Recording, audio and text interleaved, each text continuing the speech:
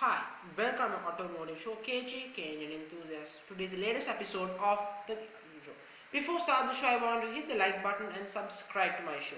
Now today on the show, we can talk about some major important vehicles and updates that have been made to them and crucial facts. Now let's get started.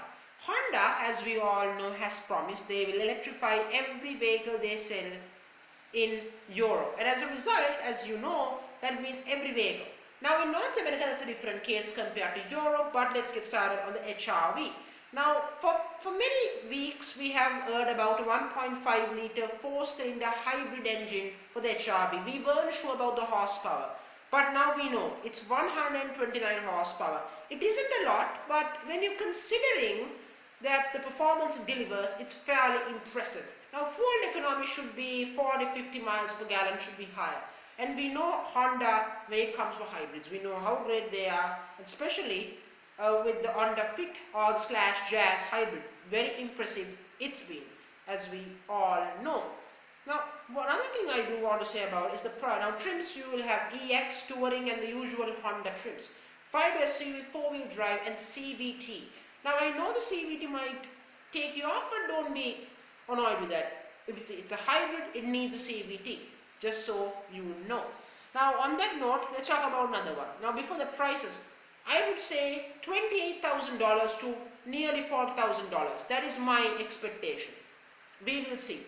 Now moving on from the HRV, let's talk about the Audi R8. The Audi R8 gets exterior updates, interior, more standard equipment, it gets better styling on the outside, and also the base rear wheel drive model now gets more horsepower. 530 to 562 horsepower, which is a major jump in horsepower. Top speed 201 miles per hour.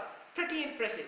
And of course the upgrades goes to the V10 Plus model, of course, with 602 horsepower with 206 miles per hour. You get a convertible or a drop top, as you all know. Prices starts from $147,000, goes out all the way to $197,000, which is very impressive if you think about it. Now, I have no doubt, I'm a big fan of the R8, and honestly, it's like buying a Lamborghini Huracan for much less money. Think about it. Moving on from that, let's talk about the Nissan Gtr. Now, the Nissan Gtr has been with us for so many years. It has become better and better. It's like an old wine.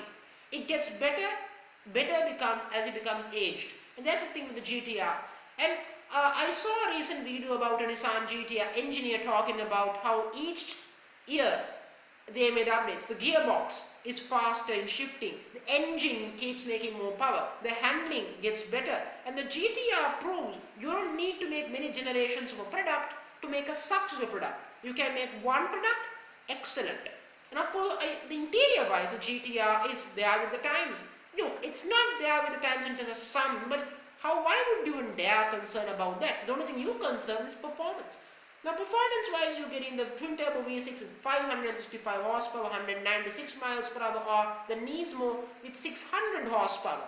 Now 0 to 60 should be well below 3 seconds, we know that. So prices, the GTR starts from 115,000, then goes to 150,000 for the track edition, then Nismo 212,000, then we go to the new Nismo Special Edition coming at 220,000.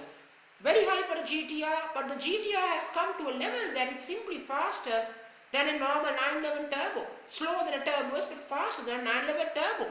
You can't complain about that. Moving on from the GTR supercars, I want to talk about this particular vehicle, the all-new Honda Civic. It's done. It's here. The 11th generation Civic is here at last. Now, I'm a big fan of the Civic. Honestly, the last generation I wasn't a fan of the exterior, but in general I love the Civic. But the new Civic is for the more mature buyer, for the more mature consumers who wants a classier design, a mini Audi or a mini BMW or a mini Acura. Specifications talk about 4-door saloon, front wheel drive, CVT gearbox, and all these things.